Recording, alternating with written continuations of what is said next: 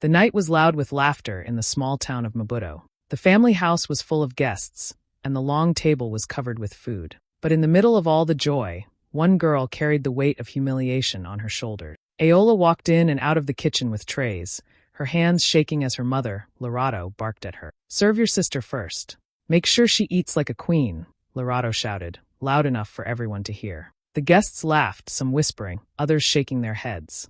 At the head of the table sat Senna, Aola's younger sister, dressed in a sparkling dress and smiling like the world belonged to her. She leaned back in her chair as if she owned the place. "Aola, hurry up," Senna mocked, smirking while adjusting her shiny earring. "Some of us have futures to celebrate, not floors to scrub." The words stung like knives. A few guests chuckled, making Aola's cheeks burn with shame. She lowered her eyes and placed the food in front of her sister, fighting the tears that blurred her vision. Her hands were trembling, not from the weight of the dishes, but from the weight of being treated like she was less than human. As the room buzzed with chatter and laughter, Aola whispered under her breath, her voice so soft that no one but her heart could hear. "One day, I won't be the one serving. One day, they will see who I really am." Day by day, life in the Lorato household became a stage where Aola played the role of a servant, while Senna lived as though she were royalty. Lorato never hid her favoritism. Whenever she returned from town, it was always Senna she carried gifts for. New dresses wrapped in shiny paper, shoes with glittering heels, and little envelopes of money for salon visits. "My daughter must look like the queen she is," Lorato would announce proudly, showing off the shopping bags to visitors. And Aola? She was given nothing but orders. Wash the clothes, scrub the floors, polish your sister's shoes, and don't forget to bring her water before bed. Her mother demanded as though it was her only purpose in life. Every chore in the house fell on her shoulders. While Senna rested with her feet up, Aola's hands cracked from endless scrubbing. She woke up before sunrise to clean the yard and stayed up long after everyone had gone to sleep, finishing the work no one else cared to notice. At gatherings, Lorato made sure everyone saw who her star was. When guests arrived, Aola was the one serving tea, balancing trays, and quietly standing in the corner. Meanwhile, Senna sat dressed like a bride, smiling as people praised her beauty. Lorato would beam with pride and say loudly, "This one will marry into wealth. She deserves the best." Then her eyes would land on Aola with a cold stare. "And this one, well, at least she knows how to clean. Every house needs a servant." The words cut deep, but what hurt more was the laughter that followed. Uncles chuckled, aunts whispered, and even some cousins joined in, calling her the house girl. At one school reunion,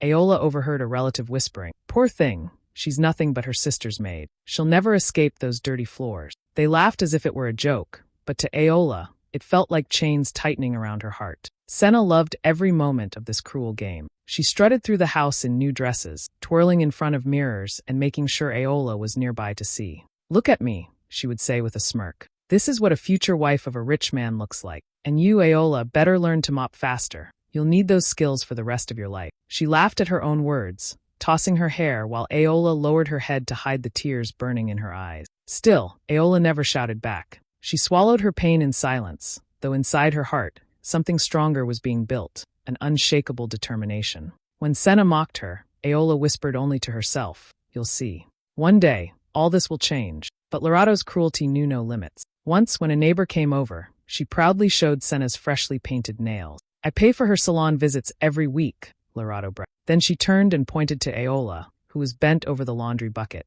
"And this one? She paints her hands with soap water. That's her future." Everyone laughed. Even the neighbor shook her head in pity, but no one defended Aola. It was as if the whole world had agreed she was born to serve. Day after day, Aola's life felt like walking barefoot on broken glass.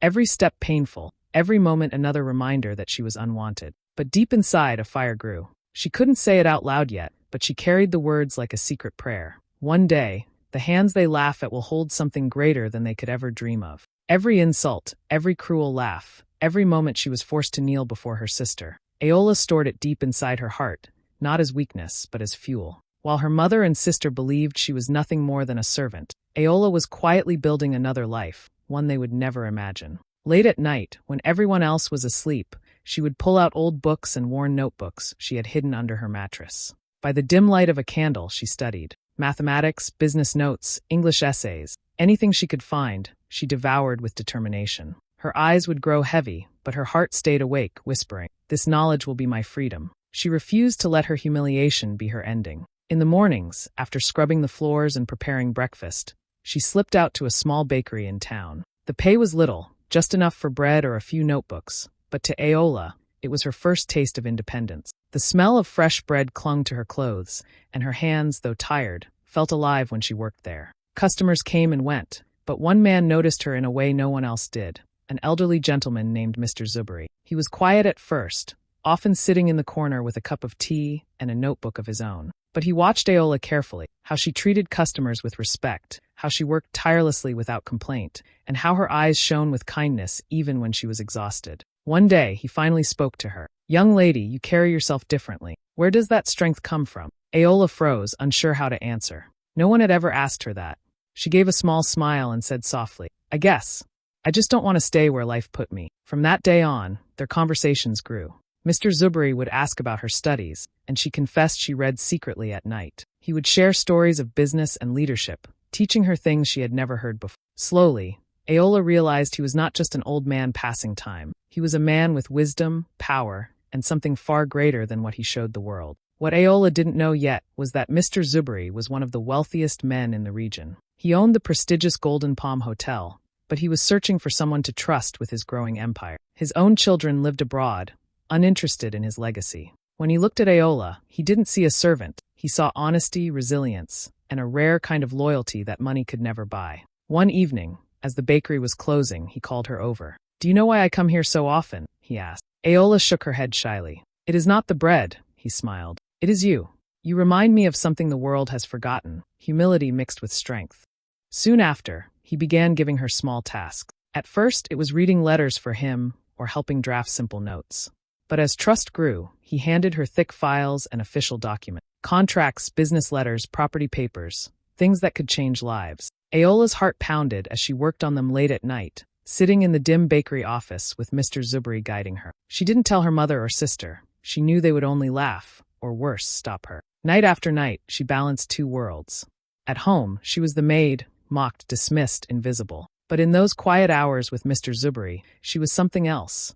A mind being sharpened, a soul being prepared for greatness. She didn't fully understand it yet, but destiny had already begun to shift. Because the very hands that scrubbed floors by day were now signing drafts of hotel documents by night. And one day soon, those same hands would hold a pen that changed everything. The house was alive with music, chatter, and the clinking of glasses. Another family gathering had been arranged, and once again Lorado made sure her princess, Senna, sat at the center of it all. Guests filled the room, praising Senna's beauty, her dress, her laugh. Lorado glowed with pride, introducing her daughter as though she were royalty. But where there was laughter and pride for one child, there was humiliation waiting for the other. Aola stood quietly in the corner, carrying trays of food, pouring drinks, clearing empty plates. Every step reminded her she was not part of the celebration. She was part of the service.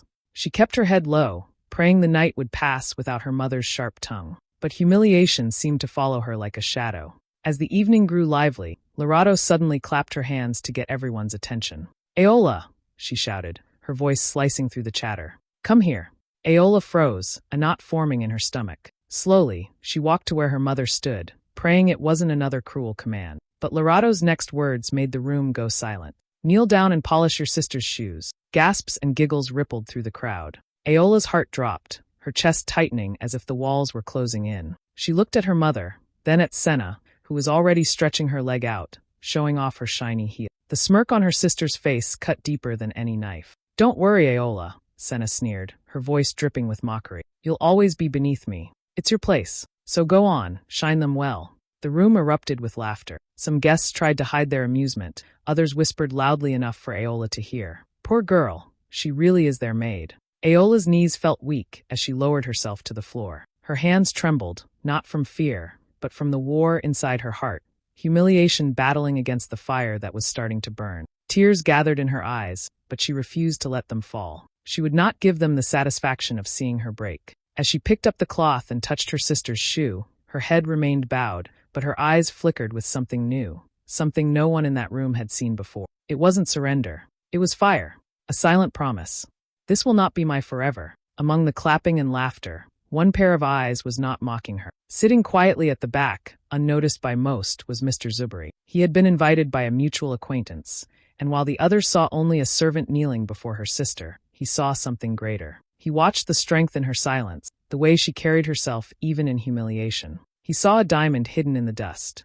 Aola finished polishing the shoe and stood slowly, her back straight, her eyes calm yet burning with quiet determination. She placed the cloth down gently and walked away without a word. The guests laughed, the insult stung, but something inside her had shifted forever. And in that moment, as Mr. Zubri's wise eyes followed her across the room, destiny moved closer. The world thought they had crushed Aola, but in truth, they had only awakened the fire that would one day burn brighter than all their pride combined. That night after the gathering, Aola sat quietly outside on the small step of the house. The stars above Maputo sparkled, but her heart felt heavy. She replayed every moment, her mother's harsh voice, Senna's cruel smirk, the laughter of the guests. Her hands were still sore from kneeling on the cold floor. She whispered to herself, "Is this really all I am?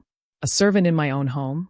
Tears slipped down her cheeks, but before they could fall further, a calm voice spoke from behind. "Aola," the voice said gently. She turned quickly. It was Mr. Zubri. He had followed her outside, his eyes kind and steady. For a moment, Aola felt embarrassed. She wiped her tears and tried to stand tall, but Mr. Zubri lifted his hand. "Do not hide your pain. Sometimes pain is the strongest truth we carry." Aola lowered her gaze, unsure of what to say. But Mr. Zubri took a step closer. "I watched you today," he said. "I watched how they tried to crush you in front of everyone. Yet, even as they laughed, you did not break. You held your dignity in silence. That strength is rare, Aola. Very rare." Her heart pounded. No one had ever spoken to her like this before. No one had ever seen her as more than a maid. Mr. Zubri's voice grew firmer, though still gentle. "I have built many things in my life, businesses, properties, hotels. But wealth means nothing without someone honest and resilient to protect it. I have children of my own, but none of them care for this legacy. I have been searching for someone different, and tonight, I realized I have found her." Aola's eyes widened. "Me?" she whispered in disbelief. "Yes, you," he said without hesitation. "Your mother and sister may call you a servant, but I see a leader. I see a woman who knows hardship, who works with her hands, who doesn't quit even when the world laughs at her. That is the kind of person I trust more than any degree or polished reputation." Her chest tightened as emotions rushed through her, shock, gratitude, fear, hope. She wanted to believe him, but it felt like a dream too big for someone like. "But I'm nobody," she said softly. "I don't have money. I don't have status. All I know is cleaning and working in the bakery." Mr. Zubri smiled, shaking his head. "Do you think wealth begins with riches? No. Wealth begins here." He gently touched his chest. "It begins with character. And you, Aola, have the kind of character that no money can buy." The silence that followed felt sacred. Aola's tears returned, but this time they were not tears of pain. They were tears of hope. Then came the words that changed her life forever. "Tomorrow," Mr. Zubri said, "you will come with me to the city. I want you to sign the documents and become the general manager of my luxury hotel. In time, it will be yours to run as though it is your own. The world must see who you truly are." Aola gasped, her hands covering her mouth. The world around her seemed to blur. Only his voice remained clear. For a moment, she couldn't breathe. "Me? Manage a hotel?" "Yes," he said with certainty. "It is time your hands held more than soap water. It is time they held the keys to an empire." Aola closed her eyes, whispering a silent prayer of thanks. When she opened them, her face was wet with tears, but her eyes shone with fire. "I accept," she said, her voice trembling but firm. Mr. Zubri nodded, a smile on his face. "Good. Tomorrow, we will finalize everything. Tonight, sleep with peace in your heart. Your new life begins at sunrise." And for the first time in her life, Aola felt the weight of chains lifting. The girl they mocked as a maid was about to step into a destiny greater than anyone could imagine. The sun rose over Maputo, painting the sky in soft shades of gold, but inside Lorato's house, the morning began the same as always, with Aola bent over a bucket of soapy water. Her hands were raw, her back ached, but her heart carried a secret. She kept hearing Mr. Zubri's voice from the night before. "Tomorrow, your new life begins." As she scrubbed the floor, her mother walked in, her voice sharp like a whip. "Look at you," Lorato sneered, crossing her arms. "Bent over like a beggar. You will die with mop water in your hands. That's all you were made for." Senna appeared next, twirling in front of the mirror, fixing her hair. She wore a bright dress Lorato had bought her the week before. "Mama is right," she said with a cruel laugh. "Some of us are born to be served, others to scrub. Don't worry, Aola. At least you'll always have dirty floors to keep you company." The two of them burst into laughter, as if Aola's pain was their morning entertainment. Lorato clapped her hands, amused. "You should thank me for raising you to be useful. What would this house do without its free maid?" Aola's hands stilled on the wet rag. Her heart stung at every word, but this time she didn't cry. She lowered her eyes so they wouldn't see the tiny smile tugging at her lips. If only they knew where she was heading. Meanwhile, Senna pranced around the room, humming happily. "Mama, I'm meeting Sifo later," she announced proudly. "He promised me a shopping trip. You know he's going to marry me soon. Imagine, I'll be living in a mansion while Aola here is still polishing floors. What a shame, right?" Lorado's face lit up as she clapped in excitement. "Ah, yes. My daughter, the future madam. I can't wait to see you living in wealth. Everyone in town will envy us." Then she turned to Aola and scoffed. "And you? Don't even think of marriage. Who would want a girl with cracked hands and no future?" Senna threw her head back and laughed, pointing at Aola. "Maybe a broom will marry her. Or a bucket. They're the only things that love her." The room filled with their cruel laughter. Aola pressed her lips together, steadying her breath. She wanted to scream, to tell them she was more than this, but she stayed silent. Silence had always been her shield. Instead, she stood, wrung the cloth dry, and placed it neatly by the bucket. "I'm going to the city for a little while," she said quietly, avoiding their eyes. Lorado raised an eyebrow, suspicious. "To do what? Sweep the streets? Don't come back crying when they chase you away." Senna smirked, slipping on her shiny shoes. "Be careful, Aola. City trash collectors don't like competition." Their laughter followed her like an echo as she stepped out of the house.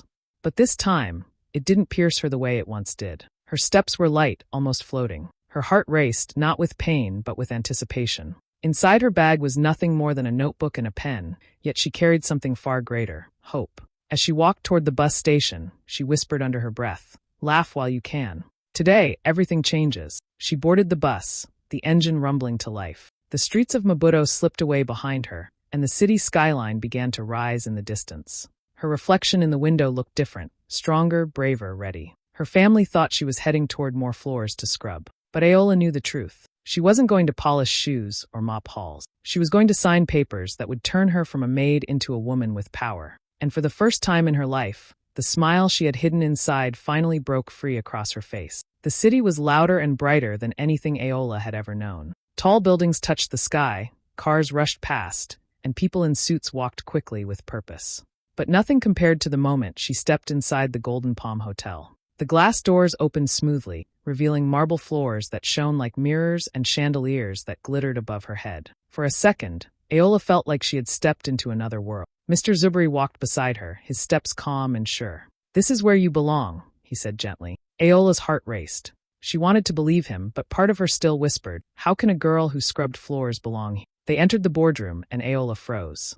The room was vast, with a long polished table that stretched across the floor. On the walls hung portraits of great leaders and founders, their eyes watching as though they were witnesses to history. At the center of the table lay a stack of papers, thick and important-looking, with golden seals pressed at the bottom. Aola's throat tightened. She had carried trays, polished shoes, scrubbed floors, but she had never touched papers like these. She sat down slowly, her hands trembling as she placed them on the table. Mr. Zubri sat across from her, his eyes kind but firm. "These are not just papers, Aola. These are doors.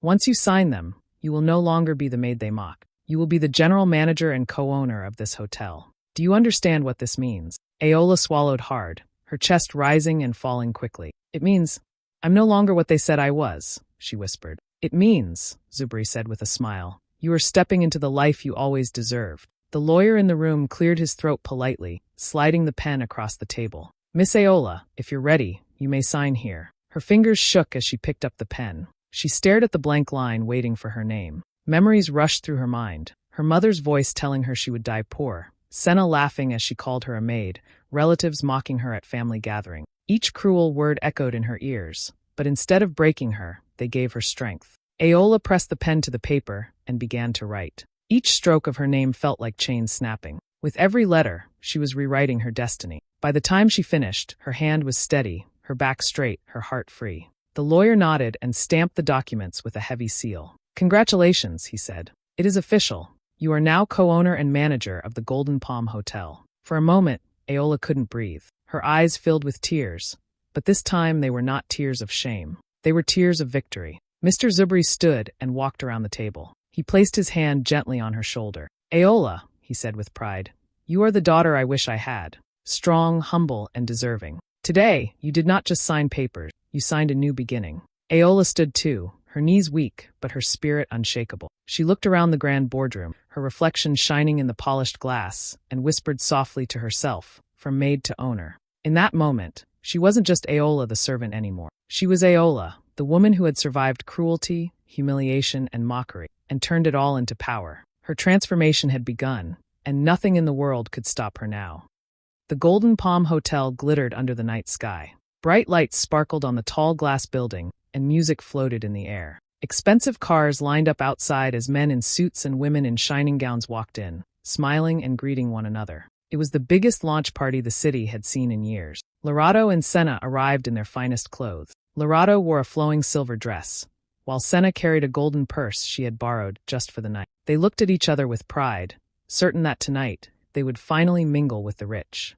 "Everyone will think we belong here," Senna whispered as they stepped out of the car. "Of course," Lorato replied with a smirk. "Soon my husband will be rich, and no one will ever call us poor again." Inside, the hotel was dazzling. Crystal chandeliers sparkled like stars above their heads, and the smell of fresh roses filled the air. Waiters in white gloves carried trays of drinks and desserts, and music from a live band set the mood. Lorato and Senna walked slowly, enjoying the attention as guests turned to look at them. They assumed the stares were admiration, but in truth, people were whispering about the surprise that was about to unfold. The hall filled quickly, and soon the announcer's voice rose above the music. "Ladies and gentlemen, thank you for joining us tonight at the grand opening of the Golden Palm Hotel. We are honored to introduce the new co-owner and general manager, a woman of strength, courage, and true determination." Applause filled the hall as everyone turned toward the stage. Lorato and Senna clapped too, their eyes searching for the businessman they had imagined. "Please welcome, Ms. Aola," the announcer declared. The crowd erupted into cheers. Guests rose to their feet, clapping and smiling as the spotlight landed on a woman walking gracefully onto the stage. Lorato froze. Senna's mouth fell open. It was Aola, but not the Aola they knew. Gone was the plain girl in faded clothes who bent over buckets of soapy water. Tonight, Aola wore a stunning emerald green gown that shimmered under the lights. Her hair flowed neatly, her head held high, her smile calm but powerful. She looked like she had always belonged there. Lorato's hand shook as she held her glass. This can't be," she whispered. Senna's face turned pale. She was just a maid. On stage, Aola stood tall, her eyes scanning the crowd. She spotted them instantly, her mother and sister, staring at her in disbelief. For a moment, her chest tightened, remembering every insult, every cruel laugh, every word that told her she would never be more than a servant. But instead of bitterness, a smile spread across her face. "Thank you," Aola began, her voice strong and steady. "Tonight is not just about a hotel. It is about rising after being pushed down, about proving that dignity and hard work can never be stolen. Many people once called me worthless. Some said I would die with mop water in my hands. But here I stand, not as a servant, but as the owner of the Golden Palm Hotel." The audience clapped louder, some even standing to cheer. Lorato felt her cheeks burn. Senna's eyes filled with tears, not from pride but from shame. Aola raised her glass and finished. "This place will not only serve guests. It will serve as a reminder that no one decides your worth but you." The hall roared with applause. Cameras flashed. Guests called her name with respect. And in the middle of all the cheers, Lorato and Senna shrank in their seats, wishing the floor would open and swallow them whole. The room was still buzzing with claps and cheers when Aola stepped forward again, holding the microphone in her hand. Her gown shimmered under the lights, her posture calm yet powerful. She looked like a queen standing in her palace. The crowd quieted down, waiting to hear her speak again. "Thank you," Aola said, her voice carrying across the hall. "Tonight is a dream I never thought would come true. But it did, not because life was kind to me, but because I chose not to give up." The guests nodded, clapping softly, their eyes fixed on her. She paused, her gaze moving slowly across the crowd until it landed on Lorato and Senna. For a moment, she didn't say anything. The silence made everyone turn to see what, or who she was looking at. Lorato's hands trembled. The glass she held slipped and shattered on the floor, spilling wine across her dress. Senna's legs grew weak. She clutched her chair, her face pale as though she might faint. Aola's lips curved into a small, confident smile. "Some of you know my story," she continued. "You know how I was treated in my own home, mocked, insulted, and told I was worth nothing. You know how I was called a maid, forced to scrub floors while others enjoyed themselves. They said I would die with a mop in my hand." Gasps spread through the crowd. Whispers started as people turned, eyes darting toward Lorato and Senna. The same family who had once paraded Aola as their servant now sat frozen in shame. Aola lifted her chin, her voice stronger now. "But today, those same people are sitting in my hotel. Tonight, I stand here as the owner of the Golden Palm Hotel. And to them I say this." She locked eyes with Lorato and Senna, her words sharp and clear. "You told me to serve like a maid. Now you will be served in my hotel." The hall exploded with applause. Guests stood, clapping and cheering, some shouting her name. Phones flashed as cameras captured the moment. The same relatives and neighbors who once laughed at her now shouted, "Aola! Aola!" with pride. Lorato covered her face with her hands, trying to hide from the stares, but it was too late. Everyone had seen. Senna lowered her head, tears rolling down her cheeks, her body shaking. All their arrogance, all their cruelty, had turned into humiliation in front of hundreds of witnesses. Aola, however, stood calm and composed. She wasn't cruel. She wasn't mocking. She was simply telling the truth, letting the world see the tables had turned. "Life has taught me one thing," she said, her voice steady, echoing through the hall. "No matter how small people think you are, your time will come. And when it does, the same mouths that laughed at you will have no choice but to stay silent." The applause grew louder, echoing off the walls. Strangers clapped until their palms were red. Some even had tears in their eyes, touched by her strength. Aola stepped back, handed the microphone to the announcer, and walked off the stage with her head held high. Every step she took felt like a victory, not just for her, but for every person who had ever been told they were nothing. Behind her, Lorato and Senna sat broken, drowning in shame. Their laughter had turned into silence, their pride into dust. And Aola, once their servant, had become the woman everyone in the city now admired. The party slowly came to an end, but the sting of humiliation did not leave Lorato and Senna. As they tried to walk out of the hall, no one looked at them the way they used to. The same people who once clapped for them, admired them, and praised their perfect family, now turned their backs. Some whispered, some shook their heads, and others simply ignored them. It was as if all their pride had been stripped away in a single night. Lorato clutched Senna's hand, her face pale and broken. Senna's eyes were red, her makeup ruined by tears she could no longer hide. They left quietly, shadows of the women who once mocked Aola in front of everyone. Inside the hotel, things were very different. Aola walked through the grand halls with her head high. Her staff stood in neat lines, bowing respectfully as she passed. "Good evening, Madame Aola." They greeted her with smiles, their voices full of admiration. For the first time in her life, she wasn't the one carrying trays or scrubbing floors. She was the one being honored. Every step she took reminded her of how far she had come, from being treated like a maid to owning one of the most beautiful hotels in the city. As she walked, her eyes filled with quiet tears, not of pain but of victory. She thought of all the nights she had stayed awake, all the insults she had swallowed, all the times she was told she would never be more than a servant. And now she was proof that pain does not destroy, it builds strength. Standing at the top of the staircase, Aola looked out across her hotel, watching the lights sparkle, the staff move gracefully, and the guests enjoy the evening. A smile spread across her face. She didn't need revenge. Her success was enough. Her voice came softly, like a message for everyone who had ever been made to feel small. "They tried to reduce me to a maid, but life has a way of turning shame into honor. Never despise small beginnings, because the same hands that serve today may own everything tomorrow." The camera of life had shifted. No longer was Aola the girl mocked, insulted, and broken. She was now the woman everyone admired, the name everyone spoke with respect. And as her story spread through the town, people whispered not about Lorato or Senna anymore, but about Aola, the girl who rose from nothing and became everything. Her journey became a lesson, a story that lived in every ear and every heart. No matter how much people laugh at you, your time will come, and when it does, their laughter will turn into silence, while your name will echo with honor.